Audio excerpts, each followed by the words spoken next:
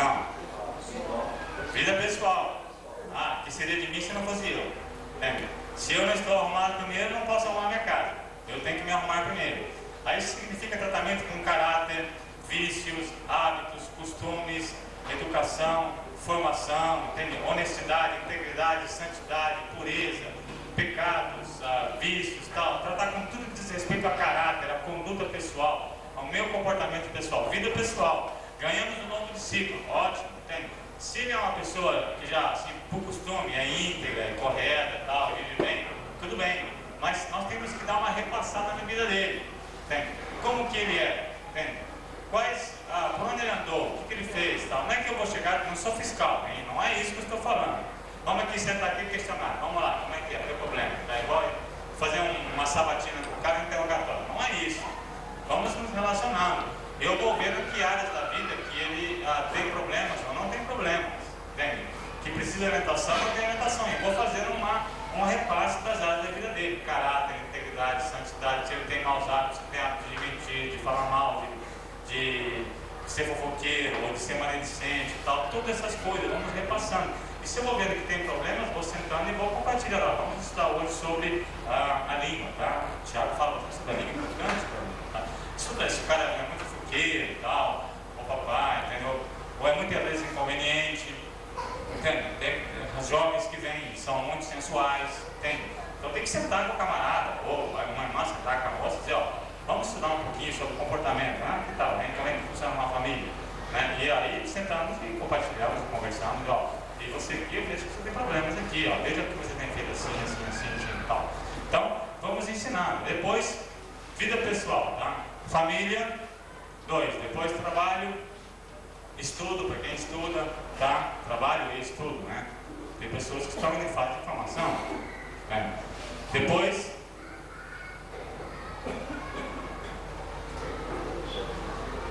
não. Vida pessoal minha.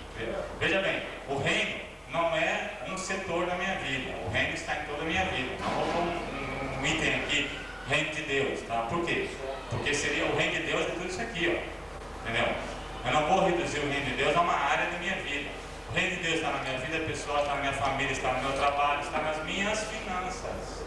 Administração das finanças, tá? Finanças. Vida pessoal, família, trabalho e estudo, finanças. Entende? Temos que ensinar os irmãos como ter uma vida financeira saudável. Hoje em dia, então, isso é uma necessidade, entendeu? Problemas de dívida, de não dívida, de débito, para ensinar os irmãos como administrar o orçamento doméstico de casa, se eles têm problema nessa área e tal.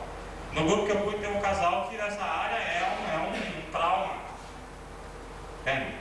Tem um problema, não é que tem falta de dinheiro, não, eles têm muito dinheiro, e aí está o problema deles, está aí, entende? Eles têm um conflito de dinheiro entre marido e mulher tremendo, entende? Estamos tentando ajudar, e não está fácil, entende? Por quê? Porque eles têm problema sério nessa área, eles ganham muito, mas gastam muito, entendeu? Então, eles ganham 2 e gastam 10, não, eles ganham assim, 100 e gastam 200, entendeu? Então, ganham muito, mas gastam muito mais também. Tem um descontrole tremendo. O problema nessa área é terrível. Depois de finanças, relacionamentos, tá? Relacionamentos. Coloquem relacionamento social no sentido que não é relacionamento com os irmãos, tá? Isso estudamos no contexto do corpo. Relacionamento com o quê? Com vizinhos, amigos, parentela toda, companheiros de trabalho, tá? Como ordenar todos os nossos relacionamentos que nós temos no mundo, tá? No trabalho, ou na escola, ou nossa vizinhança, ou nossa parentela toda, tá? Como se relacionar bem e tal. Todos esses relacionamentos, tá? E último, qual que é? Lazer, sem dúvida. Temos que aprender a nos divertir. Que é bíblico. E Israel tinha. Cada tanto tinha uma semana de festa nacional. Não era no sentido de lazer puro, como se vê hoje em dia, mas era um período de repouso, descanso e de celebração, e de grandes festas. Entende? Era um lazer espiritual, né? Então, temos que saber como ter lazer. Temos que ensinar os irmãos a ter lazer. Entende? Temos que ensinar os irmãos a passear com suas famílias, entende? A dar atenção aos seus filhos, a como se passeia em cada circunstância de irmãos. Temos que ensinar isso. Aos jovens, temos que ensinar como ter lazer. Entende? Numa cidade como hoje, aonde ir, aonde não ir, o que frequentar, o que não frequentar, o que fazer, o que não fazer, como usar o tempo disponível, temos que ter lazer, temos que ter período de relaxamento, onde eu estou relaxado, espiritualmente, fisicamente, emocionalmente, mentalmente. Eu não estou preocupando com alguma coisa, com alguma atividade e tal. Eu estou descansando. Nosso corpo precisa de repouso. Deus fez o sétimo dia, no dia de manutenção. Nesse dia, manutenção. Você bota seu corpo, sua mente, seu espírito na manutenção, para ele se refazer. Não somos guardadores de dias e meses, como diz Colossenses, né? Mas ter o espírito disso, tá? Então, nessas 6 áreas, o que sobra na nossa vida e que não entra nessas áreas? Você lembra de alguma coisa que não se encaixa e que ficou fora?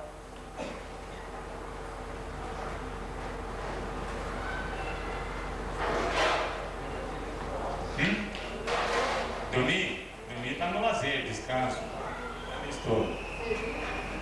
Não, servimos na família em todos os lugares que nós estamos, tá? Não vamos colocar no item aqui reino de Deus, igreja, corpo. Por quê? Porque isso está em toda a nossa vida, entendeu? Isso não é uma área da minha vida, isso é toda a minha vida. Isso é a coisa mais importante, entendeu? Eu posso estudar ou não, é uma escolha, não é? Entende? Eu posso fazer um lazer ou não. Agora não posso escolher, não, essa semana eu não estou no reino de Deus. Entende? Essa semana eu não estou, entende? Não posso, entendeu?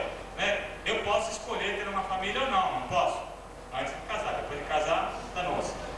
Mas antes, entende, né?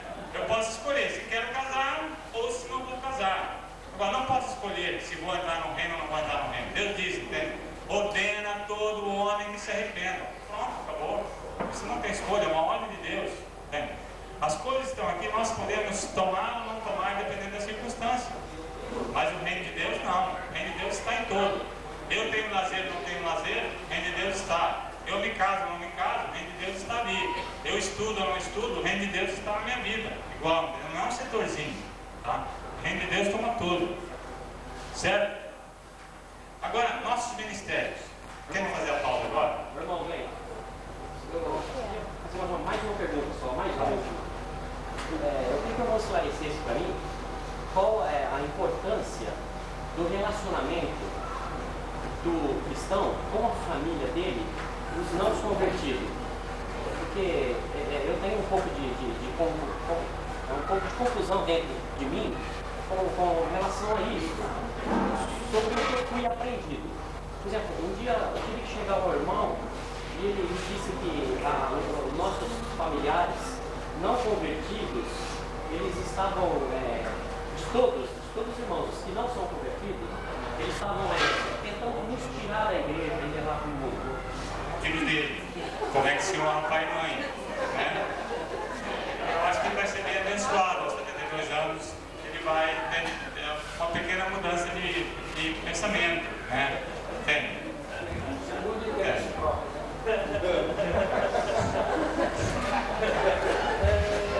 É que hoje tem 40 e pouco só, né? Aos 72 ele vai mudar um pouquinho da opinião, conexão ao pai e mãe, certamente. Olha, eu só não digo mais nada aqui porque está gravando. Já esclareceu para você? Ele não enxerga isso aqui, ó. Ele não enxerga isso aqui. Entendeu? Ele deve ser usado uma expressão na vida dele, santo. Santo. Com vista ao aperfeiçoamento do santo. Se essa pessoa tiver essas 7 áreas da vida dele ordenada, é igual à santificação.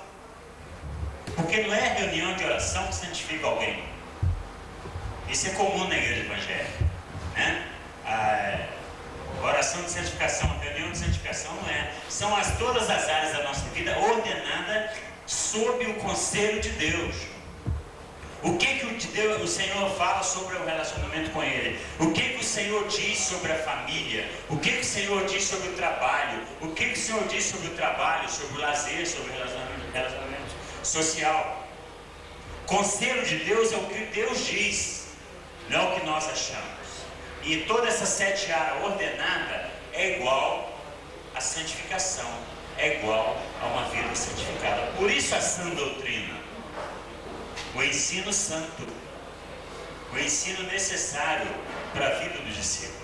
É exatamente esse ponto, a vida ordenada. E o homem que tem essas 7 vidas, esses 7 pontos na sua vida ordenada, ele é um homem separado para o Senhor, santificado para o Senhor. É um ponto que eu creio que vai entrar com vista ao aperfeiçoamento dos santos, que é exatamente para que todo discípulo tenha a sua vida ordenada, inclusive, meu querido, há o relacionamento com o pai e mãe. Há uma interpretação muito errada do texto, deixará o homem, pai e mãe. Deixar no sentido de dependência, não deixar no sentido de abandonar. Quer dizer que o homem não vai mais depender do pai e da mãe, mas não está dizendo para abandonar. Eu honrei minha mãe até os últimos dias, dormi no hospital, acompanhei ela no hospital, nunca tive problema com a minha esposa, e aconselho os irmãos a fazer, as irmãs fazerem a mesma coisa. Aconselho os maridos a apoiar a sua esposa, a honrar pai e mãe, e aconselho a esposa a honrar os maridos, a honrar pai e mãe. Então, a interpretação errada, deixará, é deixar de ser dependente, não é abandonar pai e mãe, porque este é o único mandamento com promessa, para que te vá bem e prolongue os seus dias na terra. Quando vocês virem jovens morrendo com 20, 18 anos, 22 anos, tem outras coisas, mas por trás tem uma coisa principal: não honra o pai e mãe, porque está escrito: quem honrar prolongará os seus dias na terra, e quem não honrar vai encurtar os seus dias na terra. Primeiro mandamento com promessa. Isso faz parte também, o relacionamento social faz parte dos 7 pontos na vida do homem, ou seja, todas as áreas dele ordenada, que é essa doutrina sob o conselho de Deus, e para isso existe um ministério na igreja, nem para o aperfeiçoamento dos santos. Não, já esclareci isso, tá? 6 ou 7, dependendo se você coloca trabalho e estudo junto, ou trabalho e estudo separado. Entendeu? Então vamos contar: vida pessoal, família, trabalho, estudo, finanças, relacionamento, lazer. Então se você coloca trabalho e estudo junto, fica 6. Se você separa, fica 7. Daí também tem uma confusão, a mesma coisa. Só terminando aqui, já vou essa palavra. Endosso inteiramente. Endosso em todas as letras, tudo que foi dito. Essa é a postura adequada. Meu pai não é convertido, vocês sabem disso, por enquanto. Ele esteve comigo há 15 dias atrás, no Rio. 10 dias atrás, a outra semana. Minha filha saiu do hospital, foi um pouco antes e tal. Aí, ele foi para ver, passou uma semana comigo, foi muito gostoso. E aí, combinamos de vir para cá.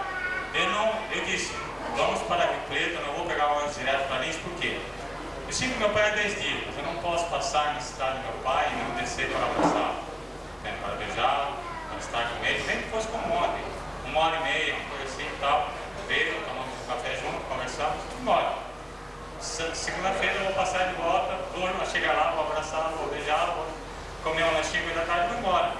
Mas não posso deixar de fazer isso, não posso deixar de honrar meu pai e minha mãe, entende? Honrar é exatamente isso. Dar assistência, dar atenção. Teve comigo há 10 dias, mas eu não posso passar pela cidade dele e não entrar para abraçá-lo. Isso é um absurdo. Não posso fazer isso. Então, poderia pegar uma ônibus direto para cá, desde que chegasse no horário, claro. Mas, não, vamos para Rio Preto e lá, aí tomamos café na casa do meu pai, eu preciso abraçar, estar com ele, minha mãe, os irmãos, aí depois sim. Mesmo com táxi na porta. Olha, nós vamos fazer um intervalo, somente a pergunta que ele não é. Não é uma pergunta, dentro da contexto da família, no princípio, eu não tenho muito que estar agora, né? Mas assim, se alguém não cuida dos seus, e principalmente dos da sua família, negou a fé e é pior do que o que é. Sim, Timóteo 5,8, tá ali, ó, na ponta da bala. Timóteo 5,8, entende? Exatamente. É pior que o infiel negar ganhou a fé. Aí por isso você pode avaliar como é a fé desse querido irmão. E ali é o irmão lá, nunca mais nem mais. Meus irmãos, esse assunto que o Luiz tocou, ele é muito importante. Nós estamos lá em Neves Paulista com o trabalho lá, e o trabalho lá em Neves é feito através da minha família. E tudo começou lá através da minha família. Eu queria fazer uma pergunta para os irmãos. Você que tem os seus familiares que não são convertidos, você tem um ministério que Deus te levantou. E eles que não são convertidos, não têm o entendimento da palavra, muitos vivem de maneiras dissolutas, de maneiras erradas. E a forma deles viverem te honra ou te desonra.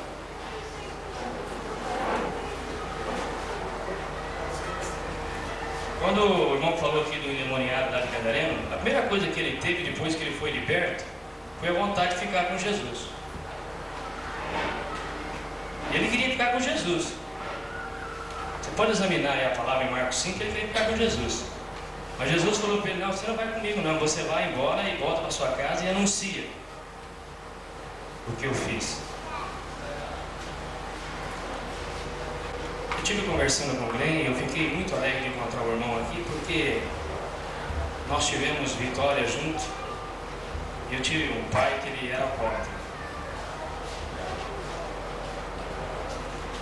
E eu me converti ainda adolescente, com 14 anos de idade. Deus mostrou que eu tinha que recuperar o meu pai. E quando eu me coloquei diante de Deus, esse propósito foi forte no meu coração. Meus irmãos não queriam aquilo, eles não aceitaram aquilo. Eu era de uma família de 8, eu era quase o caçula, penúltimo. E eles tinham tentado todos os recursos da medicina e psiquiátrico e nada adiantou. E o Espírito de Deus me convencia de que Deus podia fazer uma obra na vida dele. E depois de 6 meses colocado numa obra de recuperação, ele se recuperou e se tornou um servo de Deus. E ele morreu no Senhor. Mas o meu pai alcoólatra, ele me desonrava. Como que eu podia anunciar que Jesus cura, que Jesus liberta, que Jesus salva, se meu pai é alcoólatra? Recentemente nós tivemos a vitória de uma luta de 12 anos. Eu tenho um irmão, é o caçula, e ele teve 8 anos no vício e 4 anos no tráfico. Ele fazia a rota americana, Campinas, Araraquara, e trazia e distribuía em Neves Paulista. E nós começamos um trabalho ali, e o Senhor tem nos honrado, tem nos abençoado. Mas como nós podemos anunciar que Jesus liberta o viciado, liberta o drogado, se eu tenho um traficante na família,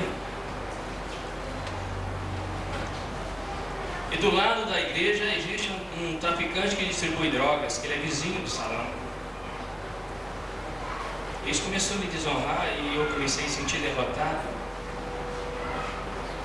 E nesses 12 anos a nossa luta não foi fácil, nós lutamos. Nós começamos a reivindicar a vida dele do arraial de Satanás. Para a glória de Deus, ele está liberto, ele está recuperado. Então são exemplos que eu queria dar para os irmãos, que nós devemos voltar para a nossa família.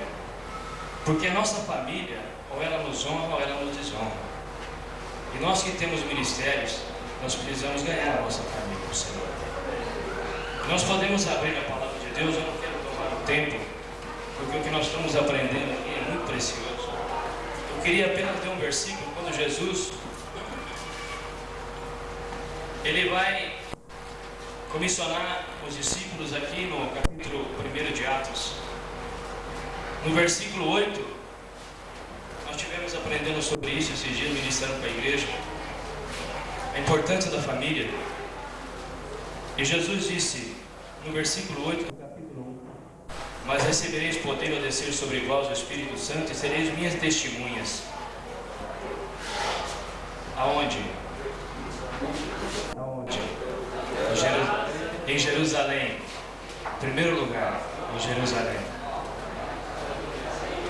Depois, em toda a Judéia, em Samaria, e o Evangelho só chegou em Samaria no capítulo 6 de Atos. Amém? Então nós temos que voltar para Jerusalém, para a Judéia, depois Samaria, depois até os confins da terra. Muito importante a nossa família. E eu tenho tido a graça de Deus, a misericórdia de ganhar minha família. Ganhar minha família do Senhor. E a nossa família no Senhor, ela fortifica o nosso ministério. Ela fortalece o nosso ministério. E isso é fundamental, necessário. Amém? Não me perdoe, eu tinha que dar essa contribuição.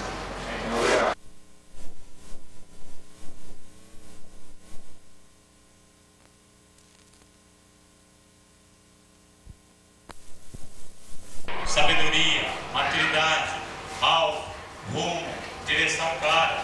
Tá? Aqui. No Espírito Santo temos carismas, tá? Manifestações de poder, que são de dois tipos: fruto do Espírito e dons do Espírito.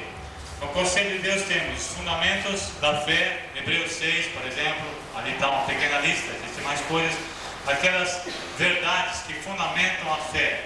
Veja bem, nós não estamos compartilhando com os irmãos mera doutrina, estamos repartindo com os novos discípulos, nós estamos com eles verdades, tá?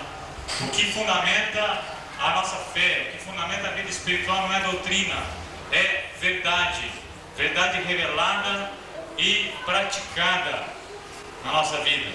Uma diferença muito importante: conhecer uma doutrina, como ensino, e conhecer como verdade. A palavra de Deus ser doutrina, ser um ensino somente, ou ser uma verdade. Então os fundamentos, por exemplo, os que Hebreus 6 cita, né? Hebreus 6 cita 5 fundamentos: 6. Arrependimento de obras mortas, fé em Deus, imposição de mãos, batismo, ressurreição dos mortos, juízo eterno, tal. Cita ali. Ele fala de alguns fundamentos, são verdades espirituais que operam em nossa vida e fundamentam uma vida espiritual estável, não cheia de alto e baixo, de crise, não sei o que mais lá, de mil complicações, mas estável. E na sã doutrina, quando pegamos essas 6 áreas da vida, ou 7, conforme se relacione trabalho e estudo, tá? Se juntam separado, quando pegamos essas áreas da vida e repassamos essa área da nossa própria vida, começando conosco, hein? Pegamos nossa vida e repassamos cada área dessa à luz da palavra de Deus, vamos ter uma vida ordenada e santificada, vamos ter santificação. Então não adianta eu ficar pregando sobre santificação para esse irmão 10 anos. Eu tenho que pegar a vida dele prática, dele diária, e passar um pente fino nela. Não com espírito de fiscal, não é isso. Com espírito de servo, não com espírito de autoridade. Vamos lá que eu quero conferir sua vida. Não. Vamos, irmão, eu quero servir. Desde que aqui nessa área parece que eu tenho problema, não tem? Eu tenho dificuldade. Vamos começar, eu também já tive problema nessa área, não tive conheci o irmão que teve, nós ajudamos. E começamos a repartir, a lavar os pés uns aos outros. Vamos, se Deus não dá tempo, falar sobre o espírito humilde, porque ó, um pouquinho, que é necessário para o serviço. Não olhamos o irmão de uma postura de cima, entende? Mas uma postura de lado, entende? Assim, frente a frente, somos companheiros, e não líder de liderado, não hierarquia, não autoridade. Não sou autoridade sobre a vida dele. Isso é uma expressão horrível, entende?